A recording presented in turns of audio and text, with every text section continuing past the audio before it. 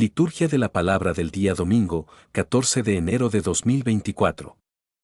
Lectura del primer libro de Samuel. En aquellos días, Samuel estaba acostado en el templo del Señor, donde se encontraba el arca de Dios. Entonces el Señor llamó a Samuel. Este respondió: Aquí estoy. Corrió a donde estaba Elí y dijo: Aquí estoy, porque me has llamado. Respondió: No te he llamado. Vuelve a acostarte. Fue y se acostó. El Señor volvió a llamar a Samuel. Se levantó Samuel, fue a donde estaba Elí y dijo: Aquí estoy, porque me has llamado. Respondió: No te he llamado, hijo mío. Vuelve a acostarte. Samuel no conocía aún al Señor, ni se le había manifestado todavía la palabra del Señor. El Señor llamó a Samuel por tercera vez. Se levantó, fue a donde estaba Elí y dijo: Aquí estoy, porque me has llamado. Comprendió entonces Elí que era el Señor el que llamaba al joven. Y dijo a Samuel: Ve a acostarte. Y si te llama de nuevo, di: Habla, Señor, que tu siervo escucha. Samuel fue a acostarse en su sitio. El Señor se presentó y llamó como las veces anteriores: Samuel, Samuel. Respondió Samuel: Habla, que tu siervo escucha. Samuel creció. El Señor estaba con él, y no dejó que se frustrara ninguna de sus palabras. Palabra de Dios. Reflexión. Esta lectura del primer libro de Samuel nos muestra el llamado de Samuel por parte de Dios. Inicialmente, Samuel, siendo aún joven e inexperto en la voz de Dios, confunde la llamada divina con la voz de Elí, el sacerdote. Sin embargo, en cada llamado, responde con disposición y prontitud: Aquí estoy. Este pasaje nos invita a reflexionar sobre la disposición para escuchar y responder al llamado de Dios en nuestras vidas. Así como Samuel demostró disponibilidad y obediencia a pesar de la confusión inicial, es esencial estar atentos a la voz de Dios en medio de las múltiples distracciones o confusiones de la vida diaria. La instrucción clave de Elí a Samuel: Habla, Señor, que tu siervo escucha, subraya la necesidad de estar dispuestos a escuchar a Dios. Es un recordatorio de la importancia de la receptividad, la humildad y la obediencia en nuestra relación con lo divino. Este pasaje resalta que, a medida que crecemos y maduramos en nuestra fe, la presencia de Dios está con nosotros y sostiene nuestras palabras y acciones. La experiencia de Samuel muestra cómo el encuentro con Dios puede transformar nuestras vidas y dirigir nuestro camino.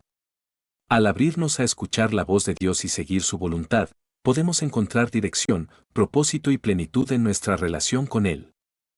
Salmo 39. Aquí estoy, Señor, para hacer tu voluntad. Yo esperaba con ansia al Señor, Él se inclinó y escuchó mi grito. Me puso en la boca un cántico nuevo, un himno a nuestro Dios. Tú no quieres sacrificios ni ofrendas y en cambio, me abriste el oído. No pides holocaustos ni sacrificios expiatorios. Entonces yo digo: Aquí estoy. Como está escrito en mi libro. Para hacer tu voluntad. Dios mío, lo quiero y llevo tu ley en las entrañas. He proclamado tu salvación ante la gran asamblea. No he cerrado los labios, Señor, tú lo sabes. Gloria a Dios. Segunda lectura. Lectura de la primera carta del apóstol San Pablo a los Corintios. Hermanos, el cuerpo no es para la fornicación, sino para el Señor, y el Señor, para el cuerpo. Y Dios resucitó al Señor y nos resucitará también a nosotros con su poder. ¿No sabéis que vuestros cuerpos son miembros de Cristo? El que se une al Señor es un espíritu con Él. Huid de la inmoralidad. Cualquier pecado que cometa el hombre queda fuera de su cuerpo. Pero el que fornica peca contra su propio cuerpo. ¿Acaso no sabéis que vuestro cuerpo es templo del Espíritu Santo, que habita en vosotros y habéis recibido de Dios? Y no os pertenecéis, pues habéis sido comprados a buen precio. Por tanto, glorificad a Dios con vuestro cuerpo. Palabra de Dios. Reflexión. Esta lectura de la carta de San Pablo a los Corintios es una llamada a la reflexión sobre el valor y la importancia del cuerpo en la vida cristiana. El apóstol nos recuerda que nuestros cuerpos son templos del Espíritu Santo, santificados y habitados por la presencia divina. San Pablo insta a los creyentes a entender que sus cuerpos no deben ser utilizados para la inmoralidad o la fornicación, sino que deben ser consagrados al servicio del Señor. Al ser miembros de Cristo, somos llamados a una unión espiritual con Él. Esto implica vivir en santidad y evitar el pecado sexual, ya que este tipo de conducta no solo daña el cuerpo físico sino que también afecta la comunión espiritual con Dios. El apóstol nos recuerda que no somos dueños absolutos de nuestros cuerpos, sino que hemos sido adquiridos por Dios mediante el sacrificio de Cristo. Por lo tanto, nuestra responsabilidad es honrar a Dios con nuestros cuerpos, glorificándolo a través de nuestras acciones, pensamientos y actitudes. Esta lectura nos desafía a considerar cómo tratamos nuestros cuerpos, recordándonos que son sagrados y deben ser respetados, cuidados y utilizados para hacer la voluntad de Dios. Nos insta a vivir en pureza y santificación, ofreciendo nuestras vidas y nuestros cuerpos como una ofrenda a Dios, en agradecimiento por el gran amor que nos ha mostrado. Lectura del Santo Evangelio según San Juan. En aquel tiempo estaba Juan con 2 de sus discípulos y fijándose en Jesús que pasaba, dice: Este es el Cordero de Dios. Los 2 discípulos oyeron sus palabras y siguieron a Jesús. Jesús se volvió y al ver que lo seguían les pregunta: ¿Qué buscáis? Ellos le contestaron: Rabí, ¿qué significa maestro? ¿Dónde vives? Él les dijo: Venid y veréis. Entonces fueron, vieron dónde vivía y se quedaron con él aquel día, era como la hora 10. Andrés, hermano de Simón Pedro, era uno de los 2 que oyeron a Juan y siguieron a Jesús. Encuentra primero a su hermano Simón y le dice: Hemos encontrado al Mesías, que significa Cristo. Y lo llevó a Jesús. Jesús se le quedó mirando y le dijo: Tú eres Simón, el hijo de Juan, tú te llamarás Cefas, que se traduce, Pedro. Palabra del Señor. Reflexión. Este pasaje del Evangelio de San Juan nos muestra el poder de la llamada de Jesús y cómo cambia la vida de aquellos que deciden seguirlo. El relato comienza con Juan el Bautista señalando a Jesús como el Cordero de Dios. 2 discípulos de Juan escuchan esto y deciden seguir a Jesús. Esta breve interacción ilustra la respuesta inmediata y la fe de quienes reconocen a Jesús como el Mesías y deciden seguirlo. Cuando Jesús se da cuenta de que lo siguen, les hace una pregunta reveladora: ¿qué buscáis?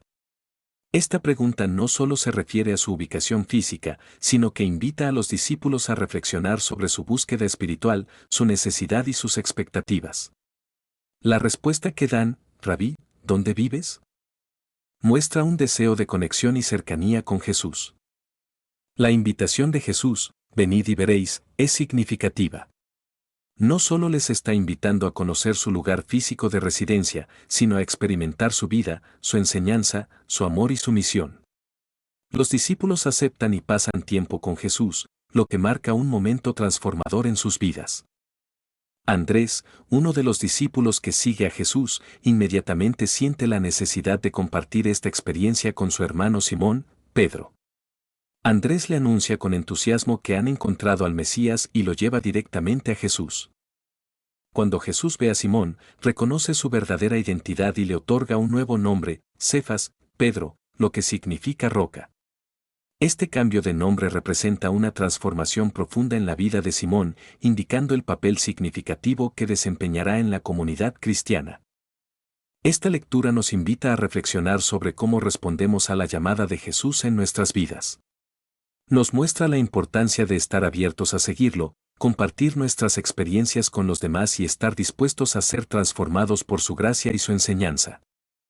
Además, muestra cómo el encuentro personal con Jesús puede cambiar radicalmente nuestra identidad y propósito. Si te gustó este video, suscríbete ahora mismo y activa las notificaciones. Te esperamos en los próximos videos.